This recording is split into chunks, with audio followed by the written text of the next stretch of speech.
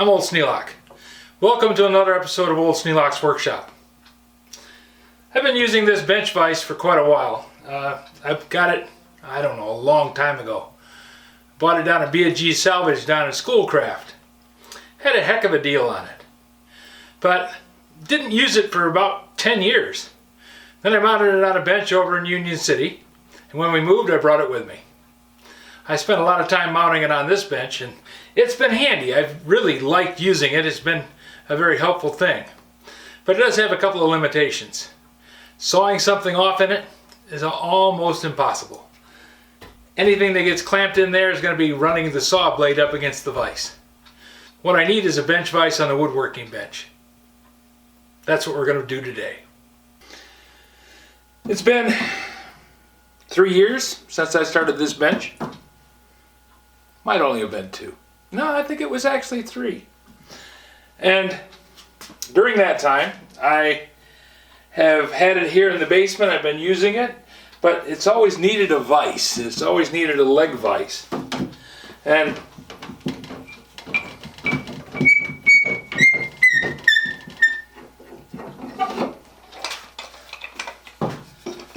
that job has just now come to the top of the stack.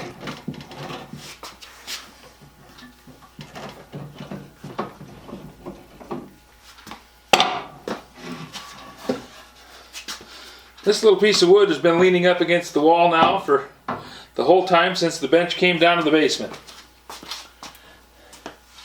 Needs to be finished. The concept has been that this gets attached to this corner. That's why this one has the heavy leg on it.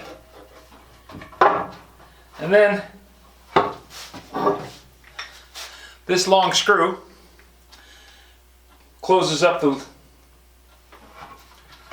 this screw goes through the face of the vise and on into the leg of the... This screw goes through the face of the vise and on into the leg of the bench and provides the motive force for drawing this up tightly. I've been trying to figure out how I wanted to go about having the bottom part of the leg held so that it doesn't just close up like that and cause the jaws to be off at an angle. Now there are literally dozens of ways to go about that. I wanted to come up with a new and inventive way, but I'm just not doing it. I don't want to spend a lot of money on it. This is a bench for in the basement. It's not something that I have to present to the Queen of England. It's just a working tool. So I've decided I'm going to go with a simple method of just putting a couple of boards on both sides. I've decided I'm going to go with a simple method of just putting a board on each side of the leg and then dropping a spacer in between. I have a precedent for that way of doing it. This is the vise that was in the Model T barn over in Union City. And as you can see, it just has 2 simple boards attached to it.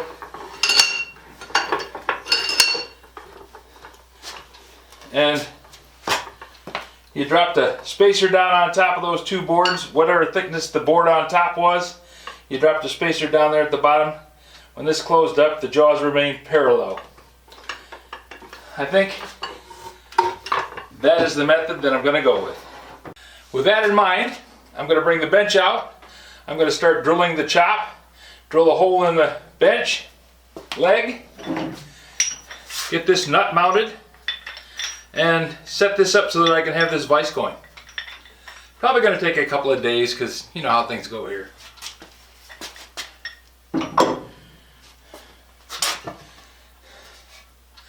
But at least I'm moving forward.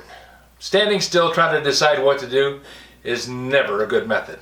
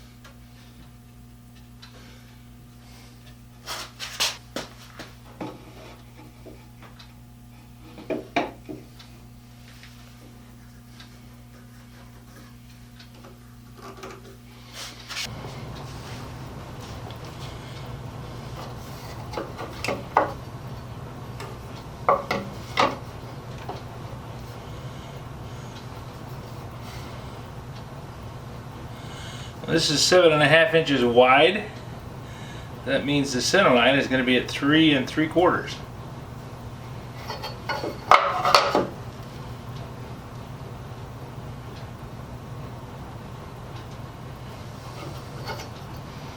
And I want to have the screw down about here. My thinking on that is I want to have it centered, but I want to have a large enough area above here so that I can clamp a piece of wood in here pretty securely of a fairly decent size. I don't want to be limited to only being able to put in a 2x4 or a 2x6. That's going to give me enough room to put a 2x10 in there easily. I don't work with 2x10s very often, but that'll give me a good area to grab a hold of. I still have about a 2-to-1 ratio between the top and the bottom. So whatever pressure I put up here, I'm going to put about half of that down here. I picked up this vise screw over in Hickory Corners at the same time that I bought a beam drill.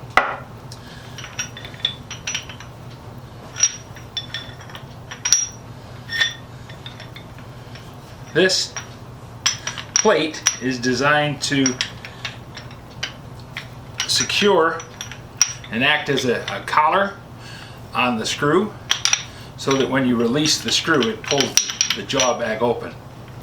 Now I could remove that and fasten that in there by itself, but to do that I'd have to take that rivet out and change the way that the screw is put back together again, which doesn't make much sense. So what I'm going to do, I'm going to drill a pocket big enough for that curved area here to fit into. I'll probably use an adjustable auger bit to do that.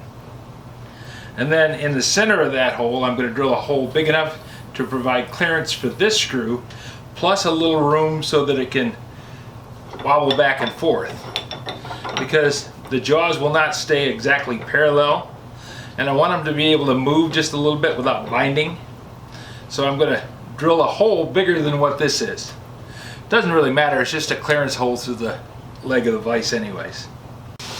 Always seems to work better for me if I make a few notes as I go along. That way I don't have to rely on my memory to tell me exactly what size things are and what I had planned for.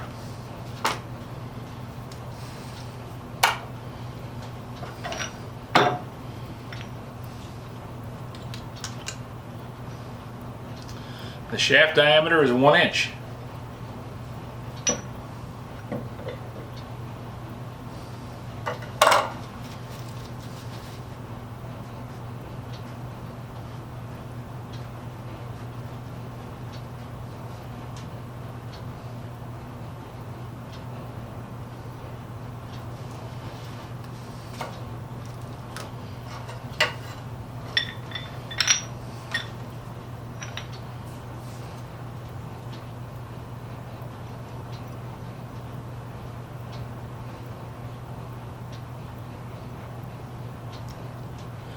That is 2 5/16.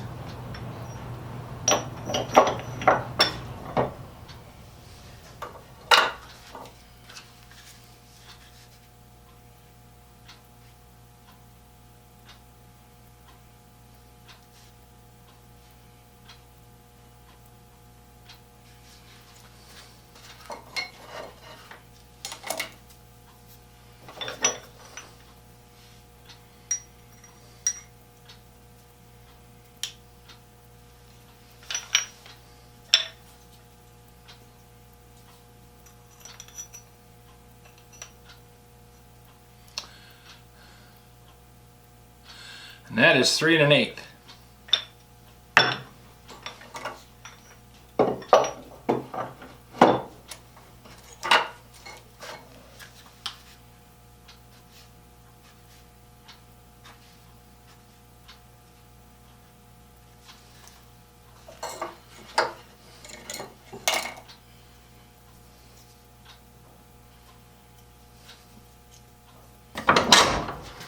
Now to set the adjustable bit, I loosen this screw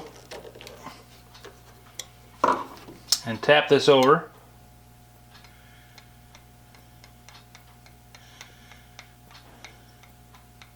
So it lines up with the marks that I need. Since I need a pocket 2 5/16, half of 2 5/16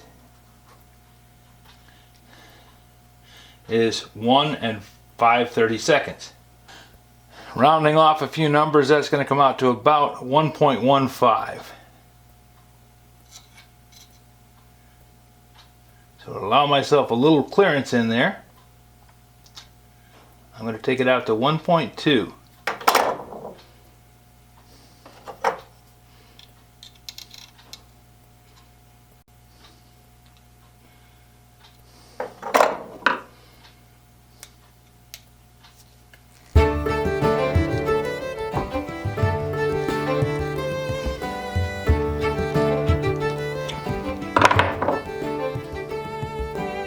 Then, just because it's easier to check it before you make the mistake than after, if I bore a hole in this thing that's slightly bigger or smaller than what I want, it really doesn't harm the whole system.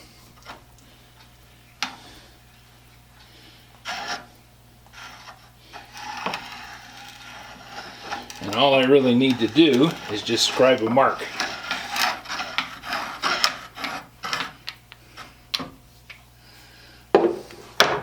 That's 2 3/8, slightly bigger than what I really need.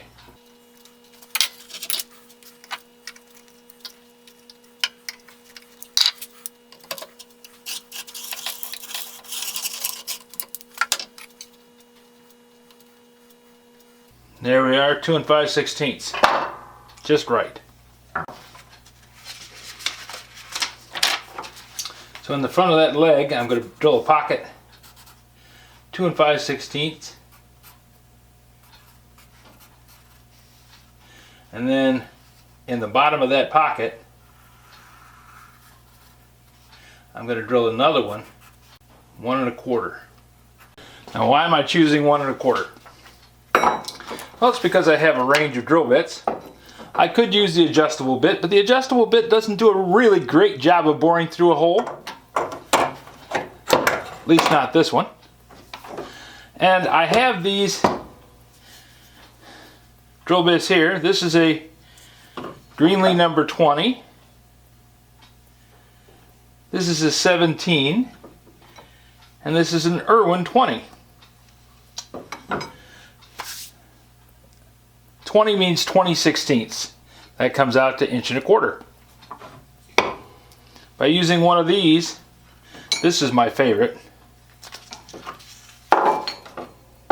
I can bore the hole down through the center of this one, and the pilot screw on this number 20 is a little bit bigger than the pilot screw on the adjustable bit. So after I bore the hole down in, I'll still be able to engage it with that number 20.